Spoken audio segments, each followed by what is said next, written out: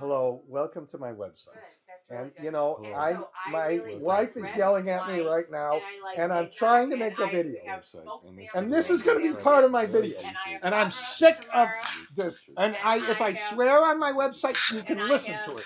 And here I smoked go. salmon dip I'm and pot roast explaining and things right crackers, now. and I should not have to go to Here the are some store of the for another unique week. And features if on my they don't website. not want, Shut the there's hell up. red wine, vodka. You can have Here, I've got, eggnog. You can have first of everything. all, you can find a whole Tons of lot of food, different models. tons. The If freezer you and the want to see refrigerator some, don't even who close. gives a fuck about that? They don't even close. Who gives a fuck about that? Swear a lot. Shit. Now I got to start all over. I'm going to say a lot. I'm going to make a lot of mistakes. Do you want to hear this website? Do you want to hear my video now? Do this video and try to make it all smooth and full of bullshit. Ready to go. Here are some of the things on the website. You can, if you want to look, first of all, I have a whole lot of different types of models. I think one of the most important things on the website is to look at selected, featured, either corporate models or project finance models. If you look at some of the models, I put a little page, and sorry about all this gimmicks and all of the, it looks like it's just a bunch of drop-down boxes, but you can add, in the website, you can find models that explain how to do all sorts of scenario analysis and look at what happens when you change the scenario, and look at all sorts of graphs and other things. This is for a corporate model. This is just one example. And on the website, there are things that explain how to do all of these. In the corporate models, first of all, they're all hopefully highly structured. They start with history, and for each separate item of history, works through how to put a flexible system in where you can change the historic period and add a new year of history, get a whole new set of assumptions, walk item by item all the way through. It's got standard corporate modeling features, hopefully very well structured, hopefully the balance sheet balance and all of that. A whole scenario analysis showing you how to make a scenario analysis and then very quickly convert it into a tornado diagram.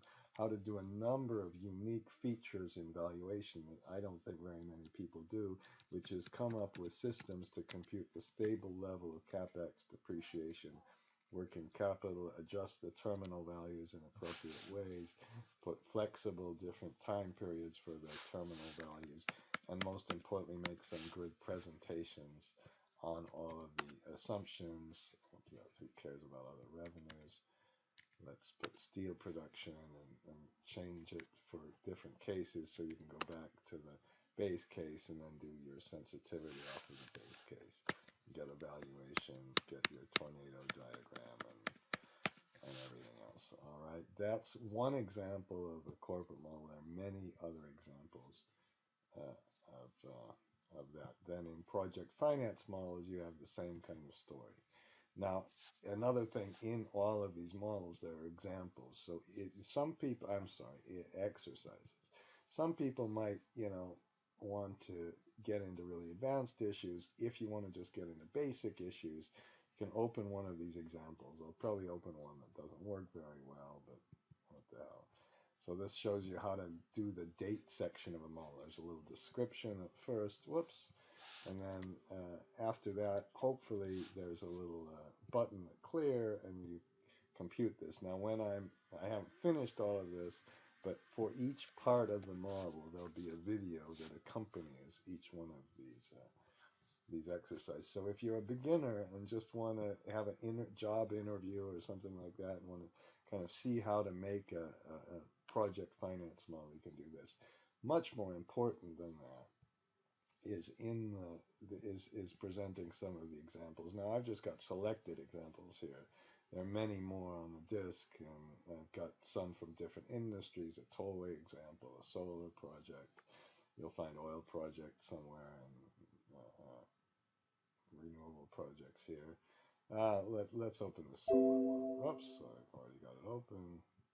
So I opened it again. Okay, here's what here's what you can do with the kind of model. You can put different DSCRs in and see what happens when the DSCR changes. Alternatively, you can run the model with gearing, put different gearing percentages in, and look at this. It's so slow. There's a reason these drop-down boxes are used. You can also then, let's put it back to the DSCR. What the hell? You can put in annuity, or you can put in sculpting. You can choose to finance with pro rata or debt first or equity first. Each time, I hope the IRR is changing. And if you want to then, it's got the same sort of sensitivity analysis. We can see what happens in the base case, the low case, make a sensitivity case, and we can put different electricity prices. I hope I'm clicking on the right one, and see what happens. Notice that in this case, the DSCR still changes. You can look at different assumptions for the model. It's not very exciting, is it? Oh well. You can, I already showed you this thing. You can change the debt tenor and see what happens there. All of this you can put in a refinancing and see just if you can increase your IRR and change your IRR a little bit like this. This is all structuring the model. If you want to fix the level of debt after you structure it, then do some risk analysis and then say, okay, let's look at our low case and see what happens to the,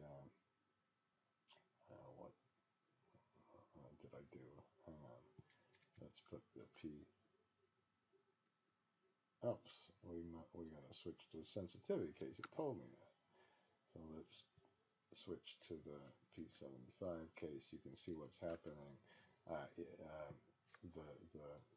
The cases are all changing. So that looks like a lot of gimmicks, but here's the key. I hope you understand the key. The key to doing all of this is resolving a circular reference and not having horrible copy and paste macros or anything like this.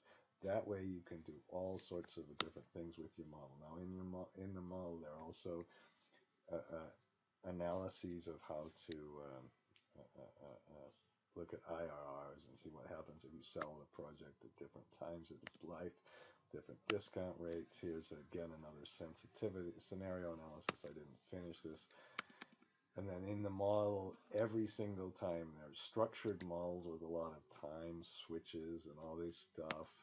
And hopefully they're very transparent models where you can walk one by one through all of the assumptions and then look at all of the outputs. Now, there'll be a separate video just describing this model and no others where you can just walk through it. I'll save this. Okay, and let's go to the next one.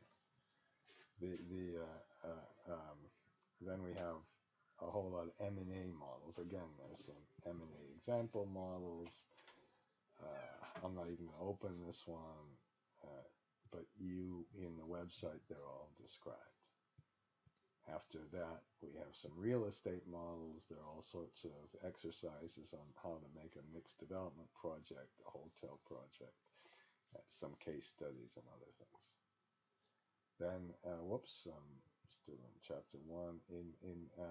Then, if you would like to add Monte Carlo simulation to any of your sheets, you don't buy these stupid programs like At Risk or anything else. There, you can make about a 2-line macro to do it, and then you have to think about the time series parameters and other things. So I'll open this model. What should I put this model with Monte Carlo simulation? How about we open this? So here's what you do. It's got the same sort of summary we looked at before. If we want, we can choose to apply the model or not. You see it's flat if you don't apply it, and it's got volatility if you do. If you do, you can change the volatility, and then you F9.